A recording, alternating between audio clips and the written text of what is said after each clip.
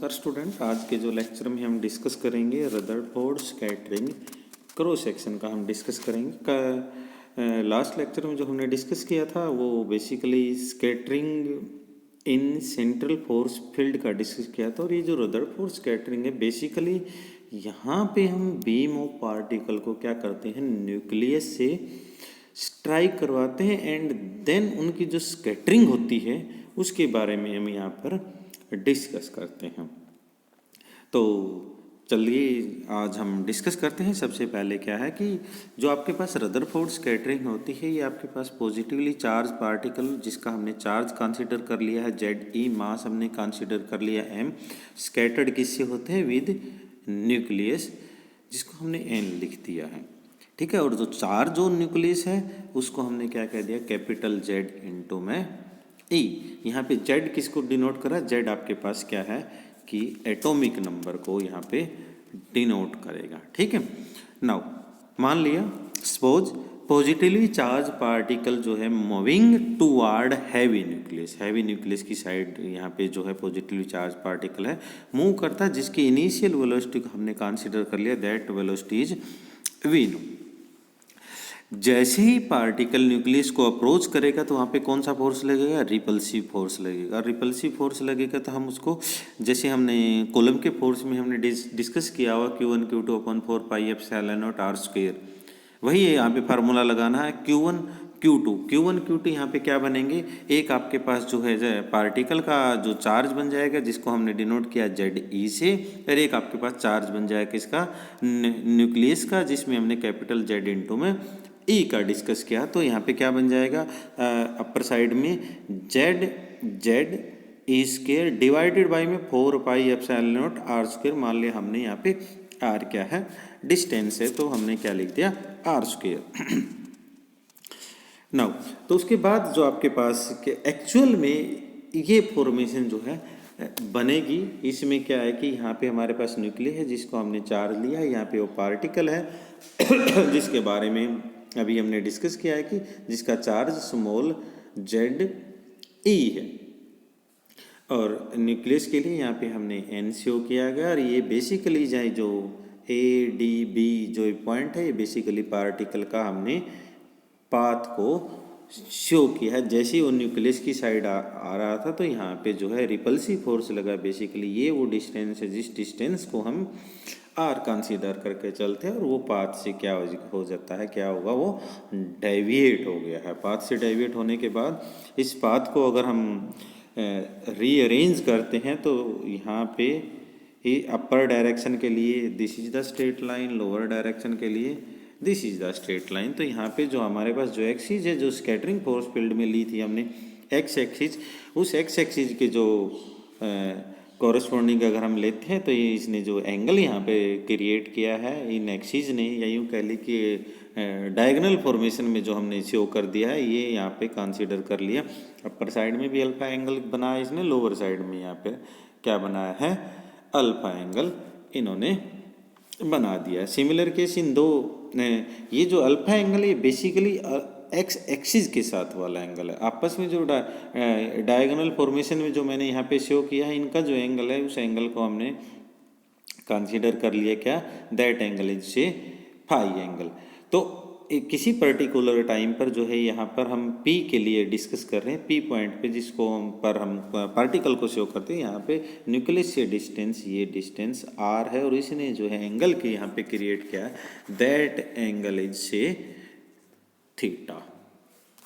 Now इसको अगर हम फिजिक्स के टर्म में इस डायग्राम को अगर हम डिस्कस करते हैं तो particle change path straight line to hyperbola. Basically ये पार्टिकल इस फॉर्मेशन से आता अगर यहाँ पे रिपल्सिव फोर्स नहीं लगता तो, और जैसे ही रिपल्सिव फोर्स लगा तो ये इस पार्टिकल ने अपना पाथ यूं चेंज कर दिया है, और जिसको हमने क्या कह दिया, ADB, ठीक है।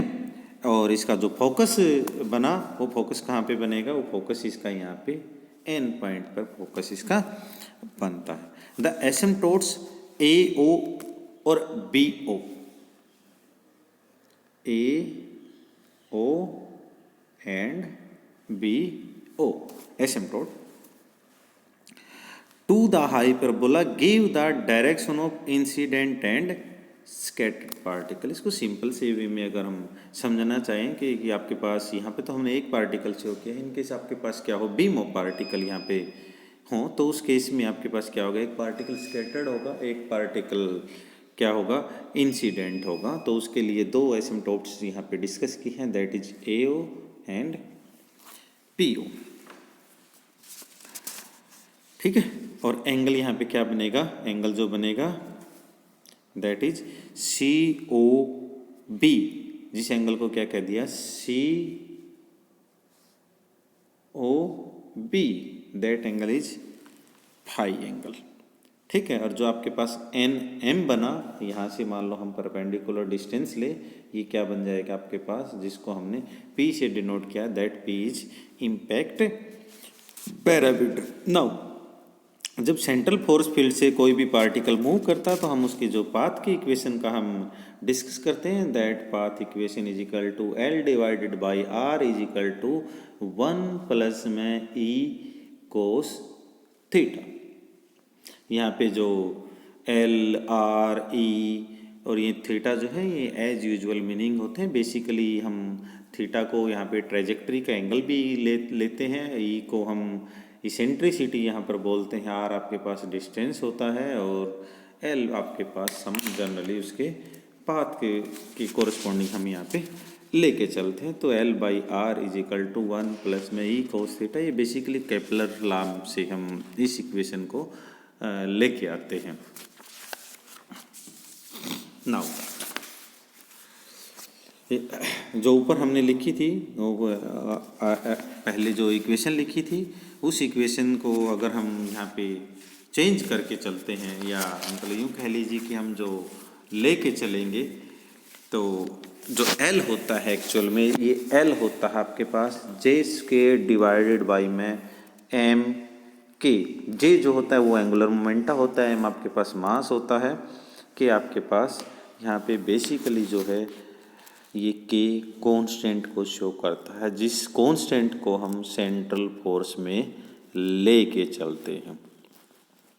सिमिलरली जो इसेंट्रिसिटी होती है that is equal to 1 plus में 2EJ² डिवाइडेड बाई में MK² होता है। फोर्स हमने पहले ही बता दिया, फोर्स किसके बराबर होता है, that force is equal to Z divided by में 4 पाई एप्सिलॉन नॉट R²। इसको हम इस टर्म में भी लेके चल सकते हैं, -K डिवाइडेड बाई में R²। K आपके पास किसके बराबर हो जाएगा, ये जो फैक्टर बचेगा R² 1/R² से अलावा जो सारा फैक्टर क्या हो जाएगा, K के बराबर हो जाए, नेगेटिव साइन यहाँ पे इंट्रोड्यूस हो जाए। सिमिलर केस यहाँ से अगर हम L की वैल्यू को चेंज करेंगे तो L की वैल्यू क्या बन जाएगी, -J² 4 pi epsilon not divided by capital Z small z E² into में M के बराबर हो जाएगा। सिमिलर केस अगर हम इसेंट्रिसिटी की वैल्यू को अगर हम बताएंगे तो ये आपके पास वैल्यू क्या हो जाएगी, इसेंट्रिसिटी की वैल्यू हो जाएगी। V0 को हमने पहले ही कंसीडर कर लिया है, ये आपके पास क्या है, इनिशियल वेलोसिटी है। तो यहाँ पे पार्टिकल स्टॉप तो होता नहीं, स्टॉप नहीं होगा तो इसका मतलब क्या होगा, जो आपके पास एनर्जी होगी वो टोटल क्या होगी, काइनेटिक एनर्जी होगी। काइनेटिक एनर्जी क्या होती है आपके पास, हाफ mv² होती है, या V क्या है, V0 के बराबर, तो क्या हो जाएगी 1/2 mv0 का स्क्वायर। इसको थोड़ा सा रीअरेंज करेंगे, mv0 मतलब मोमेंटा की वैल्यू निकाल लेंगे, that is equal to 2me का स्क्वायर रूट के बराबर ये हो जाएगी। Law of conservation of momenta यहाँ पे हम पहले डिस्कस कर चुके हैं। जो आपके पास मोमेंटा की वैल्यू हमने निकाली थी, जो मतलब यूँ कह ली कि J की वैल्यू हमने निकाली थी, that is equal to mr² theta dot के बराबर। तो यहाँ से भी अगर हम निकालेंगे तो क्या बन जाएगी आपके पास, mvr होती है ना।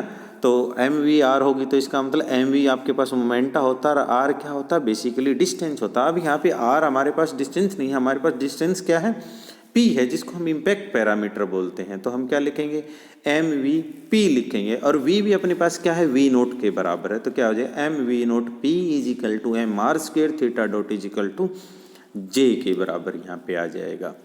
तो और इसको थोड़ा सा मोमेंटा के टर्म में चेंज करेंगे तो क्या हो जाए, j डिवाइडेड बाई में p। यहाँ पे ये चीज़ ध्यान रखनी है कि जो p है वो मोमेंटा नहीं है, यहाँ पर जो p हम लिख रहे हैं that is the impact parameter. तो J divided by P is equal to क्या हो जाएगा, 2me जो हमने ऊपर निकाला हुआ है। ये चीज़ जो है यहाँ हम निकाल के भी आए हैं, एम बी, इन दोनों को कंपेयर करेंगे इन इक्वेशन को, तो आपके पास क्या हो जाएगा, J by P is equal to 2me के बराबर हो जाएगा। नो सिमिलरली यहाँ से अगर हम इसेंट्रिसिटी की वैल्यू का अगर हम डिस्कस करते हैं तो इसेंट्रिसिटी की वैल्यू इस फॉर्मेशन से आपके पास चेंज हो जाएगी। Eccentricity is equal to 1 plus में 2e into P into square root of 2me का square into 4 pi epsilon not का whole square divided by m small z का स्क्वेयर कैपिटल Z का स्क्वेयर e की power 4 इस सारे का square root. और इसको थोड़ा सा मतलब रीअरेंज अगर हम करें तो हमारे पास क्या बन जाएगा, 1 प्लस में 2e p 4 pi epsilon not divided by capital Z small z E square इसका होल स्क्वेयर का स्क्वेयर रूट। अब हमारे पास क्या है, हाइपरबोला है। हाइपरबोला तो उसमें इसेंट्रिसिटी जो है 1 से बड़ी होती है, 1 से ये ग्रेटर देन होगी, 1 से ग्रेटर देन। वैसे भी हमें पता है कि यहाँ पे स्क्वेयर वाली क्वांटिटी है, स्क्वेयर वाली क्वांटिटी ऑलवेज पॉजिटिव होगी, तो ये जो इसेंट्रिसिटी की वैल्यू आएगी वो क्या आ जाएगी आपसे ए से बड़ी आएगी। और ए से बड़ी आएगी तो ऑटोमेटिक है कि पाथ क्या बनेगा आपके पास, हाइपरबोला ही पाथ बनेगा।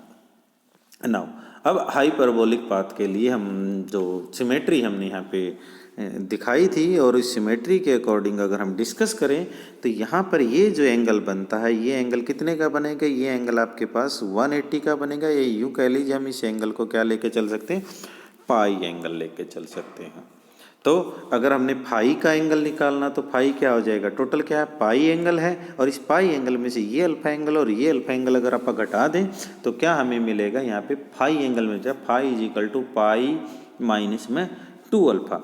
बट बेसिकली एसिम्प्टोट्स ने तो एंगल क्या बनाया, हमारे पास अल्फा बनाया, तो हम अल्फा का डिस्कस करेंगे। Alpha is equal to pi by 2 minus phi by में 2 यहाँ पर हो जाएगा। इन केस अगर यहाँ पर ये जो r है, r अप्रोचेज टू क्या हो, इन्फिनिटी हो, r अप्रोचेज टू इन्फिनिटी होगा, जो थीटा एंगल है वो थीटा एंगल किसके बराबर बन जाएगा, ये वाला थीटा एंगल किसके बराबर बन जाएगा, ये थीटा जो एंगल है ये आपके पास अल्फा के बराबर बन जाएगा अगर जो r है r इनफाइनाइट की साइड अप्रोच करेगा। तो अपने पास जो इक्वेशन थी L by R is equal to 1 plus में कोस थीटा, वो इस फॉर्मेशन से हम चेंज कर सकते हैं, that is equal to L divided by में infinite is equal to 1 plus में ई कोस अल्फा। मतलब किसी के नीचे अगर इनफाइनाइट हो तो किसके बराबर हो जाएगी वो इक्वेशन, 0 के बराबर। मतलब ये आप हम यूँ भी कह सकते हैं cos alpha is equal to -1 divided by में ई। अल्फा की वैल्यू हमने अभी निकाली है, pi by 2 minus five by 2 होगी, और इसको अगर हम कोस के एंगल को अगर पाई बाई 2 में से उस एंगल को घटाएंगे तो क्या बन जाएगा, साइन के टर्म में बन जाएगा और वो एंगल आ जाएगा। तो sine five by 2 is equal to क्या हो जाएगा, -1 बाई में ई। इसको और थोड़ा सा रीअरेंज अगर हम करें तो क्या हो जाएगा, cosecant five by 2 is equal to minus e, ये बराबर हो जाए, स्क्वेयर बहुत साइड कर दिया हमने तो कोसिकेंट स्क्वेयर हो जाएगा, is equal to E square बन जाएगा। कोसिकेंट स्क्वेयर को अगर हम आइडेंटिटी की फॉर्म में अगर हम ब्रेक करेंगे तो cosecant square theta is equal to 1 plus cot square theta होता है। हम यहाँ पे ये अप्लाई कर दिया और ई स्क्वेयर की वैल्यू हमारे पास पहले से है, जो हमने इसेंट्रिसिटी लिखा उस वैल्यूज को पुट कर दिया तो आपके पास क्या मिलेगा, 1 plus cot square 5 by 2 is equal to 1 plus में 2e into 4 pi epsilon not divided by में z ई स्क्वेयर, और टोटल का क्या हो जाएगा यहाँ पे होल स्क्वेयर। तो इसको और इजी वे में करेंगे तो यहाँ पे हमारे पास कोट थीटा की वैल्यू निकल के आ जाएगी।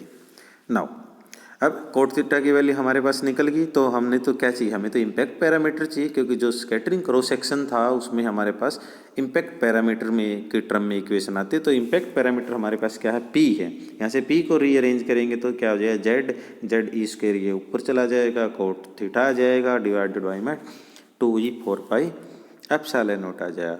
विद रिस्पेक्ट टू फाई इस इक्वेशन को डिफरेंशिएट कर दो, आगे वाली टर्म सारी कांस्टेंट है, तो कोसिकेंट कोट का जो डिफरेंशिएशन हो जाएगा कोसिकेंट स्क्वायर थीटा के बराबर हो जाएगा माइनस की टर्म में।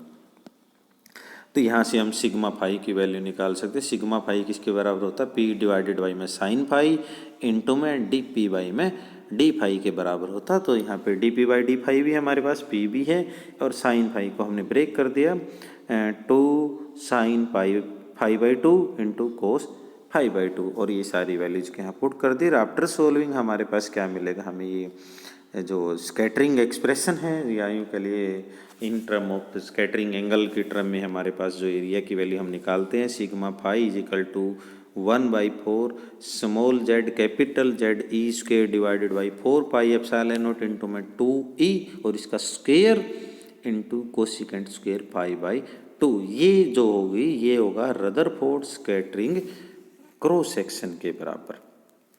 यहाँ से बेसिकली हम 3-4 चीज़ें हमें पता लगती है कि ये जो है डायरेक्टली प्रोपोर्शनल है कोसिकेंट स्क्वायर के, और इनवर्सली प्रोपोर्शनल है किसके, इनिशियल जो काइनेटिक एनर्जी होती है उसके। तो इसको इन शॉर्ट अगर हम लिखते हैं नंबर ऑफ पार्टिकल की टर्म में, जो फाई एंगल में 1 सेकंड में जो है क्या होते हैं, स्कैटर्ड होते हैं, तो हम क्या लिख सकते हैं, ये आगे वाला जो पार्ट है सारा का सारा क्या है, कांस्टेंट है, तो इसको हमने डिनोट कर दिया किसी सी से। तो N phi is equal to C cosecant square phi by 2, इतना ही करना है आपने।